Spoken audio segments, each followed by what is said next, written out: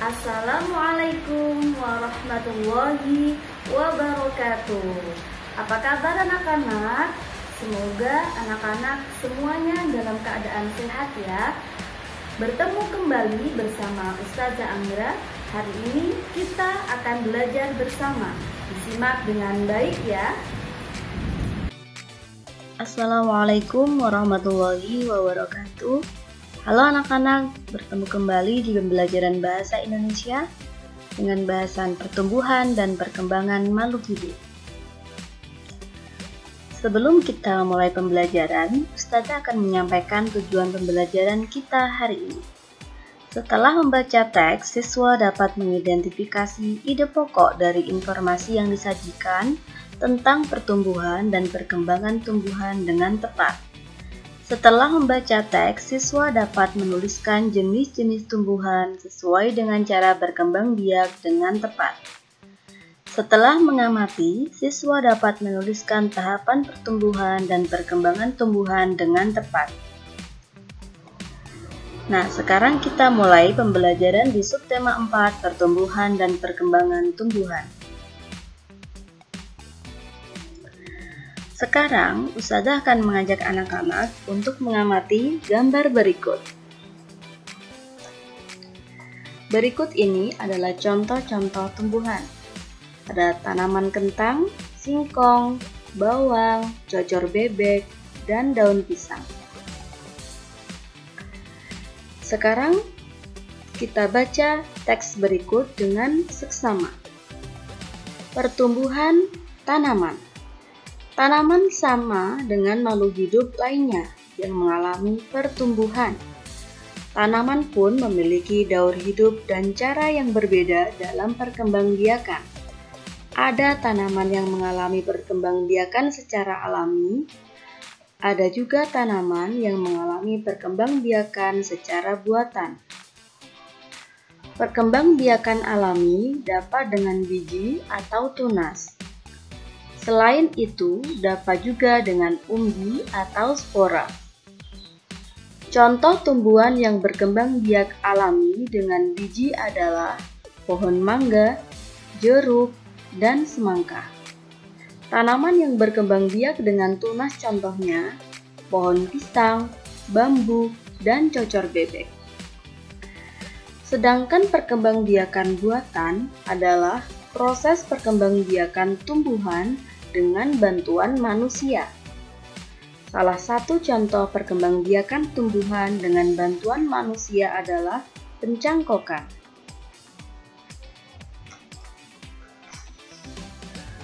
Selanjutnya, perkembangbiakan tumbuhan dengan biji.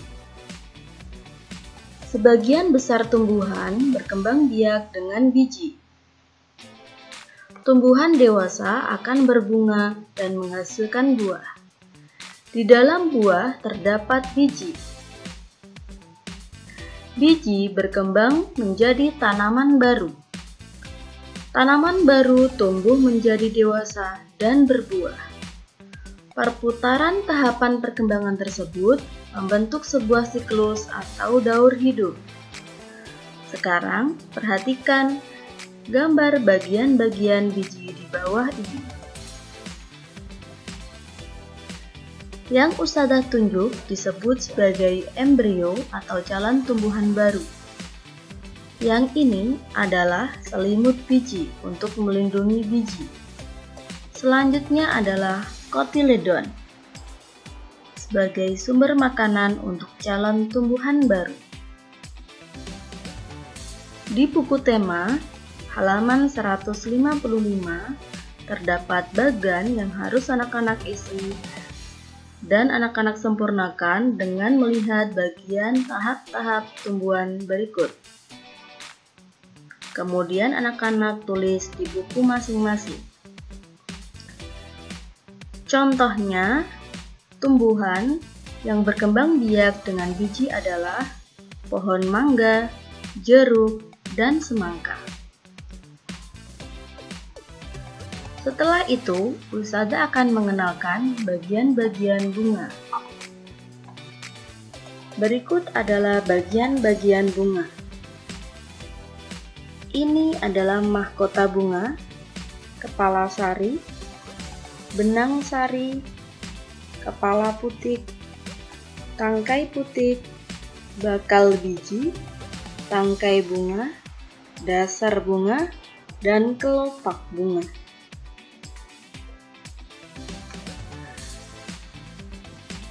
Bunga nasional Indonesia.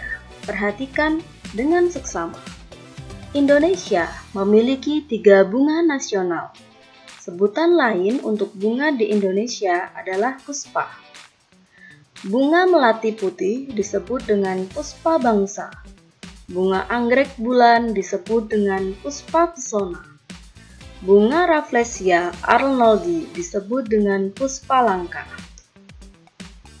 Selanjutnya adalah perkembangbiakan tumbuhan dengan tunas. Tunas adalah anakan yang tumbuh di dekat tumbuhan induknya. Ada juga tunas yang tumbuh di daun induk seperti cocor bebek.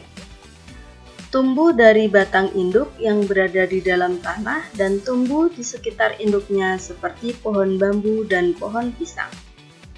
Anak-anak perhatikan, ini adalah daun cocor bebek.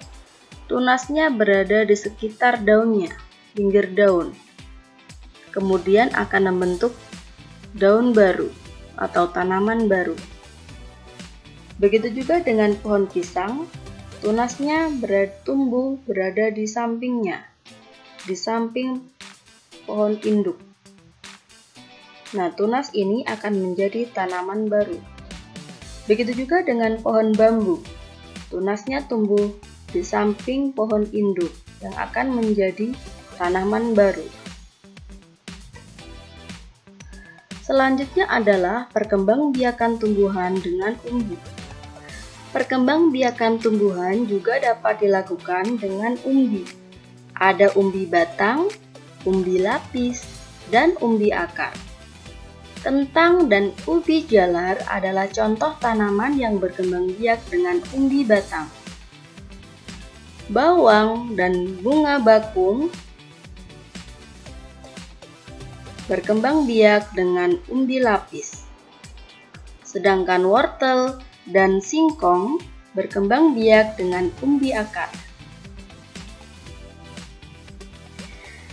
Menanam ubi batang atau singkong tergolong mudah ya. Kita tinggal memotong batang tersebut lalu menanamnya.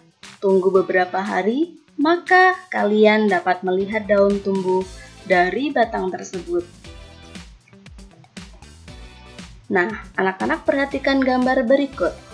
Ini adalah contoh tanaman. Ada singkong, kentang, dan ubi. Umbi-umbian merupakan makanan yang sangat digemari oleh sebagian besar penduduk Indonesia. Umbi-umbian dapat diolah menjadi berbagai makanan. Seperti ubi ini dapat kita olah menjadi ubi rebus yang sangat enak. Singkong dapat diolah menjadi keripik singkong. Begitu juga dengan kentang, dapat diolah menjadi keripik kentang yang sangat lezat. Nah, sekarang pertumbuhan dan perkembangbiakan tumbuhan dengan spora. Perkembangbiakan tumbuhan juga dapat dilakukan dengan spora. Anak-anak perhatikan bintik-bintik hitam, orange, merah yang berada di balik daun itu dinamakan sebagai spora. Spora berfungsi sebagai alat perkembangbiakan pada tumbuhan, sama seperti biji. Ketika bintik-bintik spora ini tertiup angin dan melekat pada daun yang lain, maka akan tumbuh tumbuhan baru. Selanjutnya anak-anak perhatikan. Ini adalah perkembangbiakan dengan cara buatan, yaitu dengan bantuan manusia yang disebut sebagai mencangkok tanaman. Perkembangbiakan dapat melalui tunas dan umbi.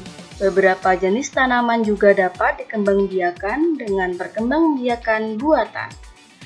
Perkembangbiakan buatan adalah perkembangbiakan tanaman dengan bantuan manusia.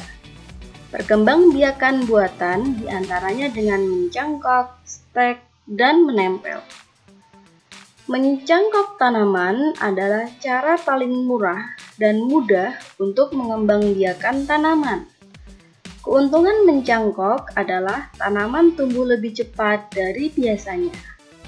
Mutu tanaman biasanya lebih baik dari tanaman induknya.